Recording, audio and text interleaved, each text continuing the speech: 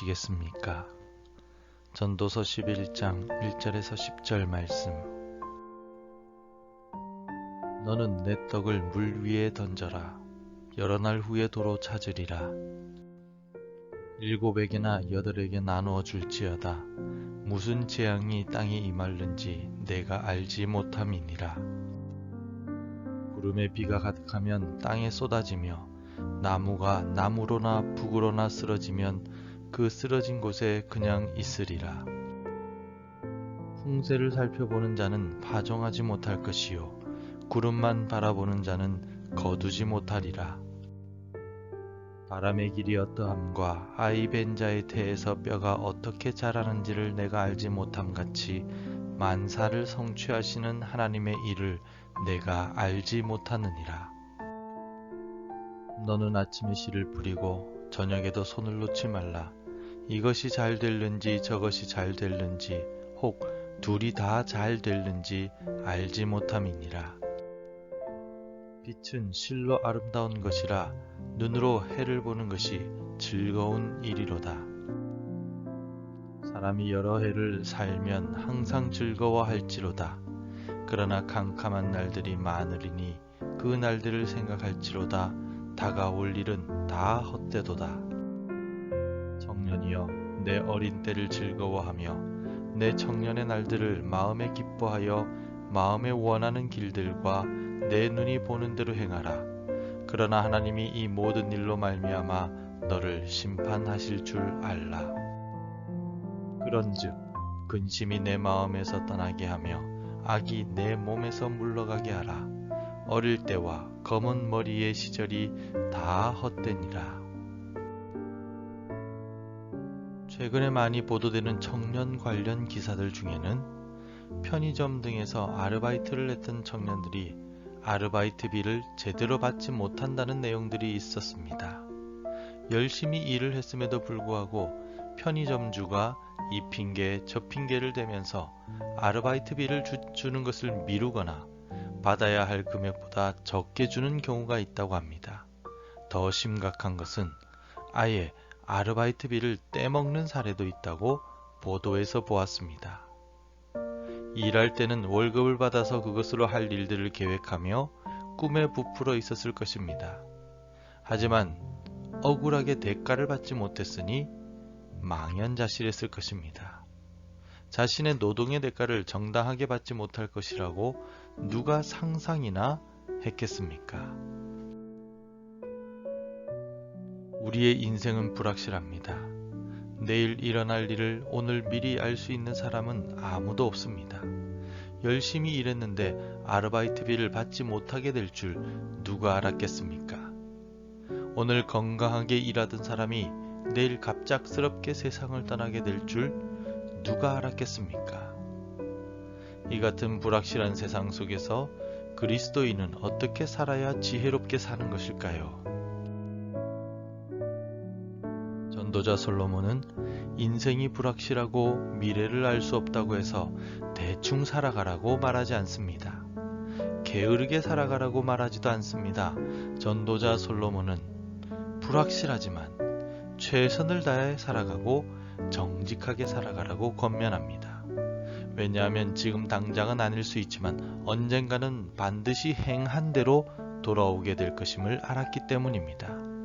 우리가 행한 대로 보응을 받을 것임을 솔로몬은 분명히 알았습니다. 그래서 1절과 같이 권면하고 있습니다. 너는 내 떡을 물 위에 던져라. 여러 날 후에 도로 찾으리라. 아멘. 솔로몬이 말한 1절의 행동, 떡을 물 위에 던져라 라는 행동에 대해 여러 해석들이 있습니다. 그러나 가장 일반적인 해석은 나누고 베풀라는 해석입니다. 내가 먹어야 할 떡을 물 위에 던지는 행위는 정말 어리석은 행동처럼 보이지만 아무런 대가를 바라지 말고 나누라는 의미입니다. 솔로몬은 2절에서도 계속해서 나누어 줄지어다 라고 권면하고 있습니다.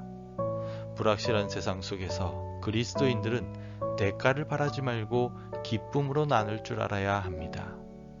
여러 날 후에 도로 찾을 것이며 반드시 하나님께서 나누어 준 대로 모두 갚아주실 것입니다. 한 부자 청년이 예수님께 찾아와서 영생을 얻는 방법에 대해 질문하였습니다.